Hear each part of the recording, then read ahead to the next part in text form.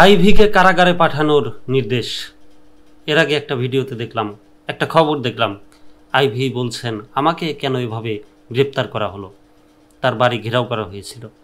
এখন তারা যেভাবে ক্ষমতায় থাকতে গ্রেপ্তার করেছে বিএনপি নেতাকর্মীদেরকে বা তাদের বিরোধী দলীয় নেতাকর্মীদেরকে, তাদের যারা বিরোধী ছিল, তো এখন তো তাদের তেমনটা পালা, ফিরে আসে প্রকৃতির খেলা, নিয়ম। একটা সময় নিজেদের উপরেই আসবে, সব কিছু ফিরে আসে। তো আরেকটা খবরে দেখলাম আইভীকে গ্রেপ্তার করে নিয়ে আসার সময় তার গাড়িতে হামলা, পুলিশের গাড়িতে হামলা করেছে সন্ত্রাসীরা, মানে আইভীর পালিত সন্ত্রাসী সম্ভবত। তাছাড়া তো পুলিশের গাড়িতে হামলা করার দুঃসাহস কেউ রাখে না। নারায়ণগঞ্জ সিটি কর্পোরেশনের সাবেক মেয়র ও জেলা আওয়ামী লীগের সাবেক সিনিয়র সহসভাপতি ডাক্তার সেলিনা হায়াৎ আইভীকে কারাগারে পাঠিয়েছেন আদালত। নারায়ণগঞ্জের সিদ্ধিরগঞ্জ থানায় মিনারুল হত্যা মামলায় গ্রেপ্তার দেখিয়ে তাকে কারাগারে পাঠানোর আদেশ দেওয়া হয়। শুক্রবার সকাল 10টায় Narayanganj senior judicial magistrate Mohammad Moinuddin কাদিরের আদালত এ আদেশ দেন।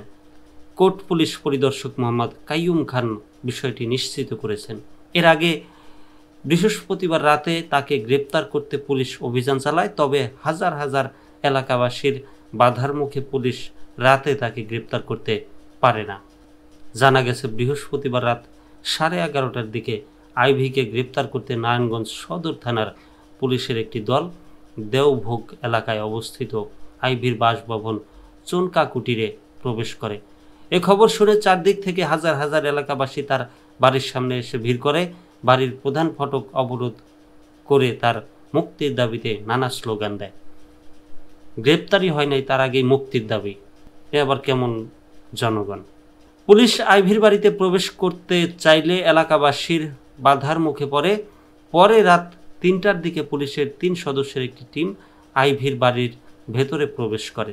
তবে আইভী রাতের সময় গ্রেপ্তার করার বিষয়ে অস্বীকৃতি জানায় এবং সকালে তাকে দিনের আলোতে তাকে গ্রেপ্তার করার কথা জানায়।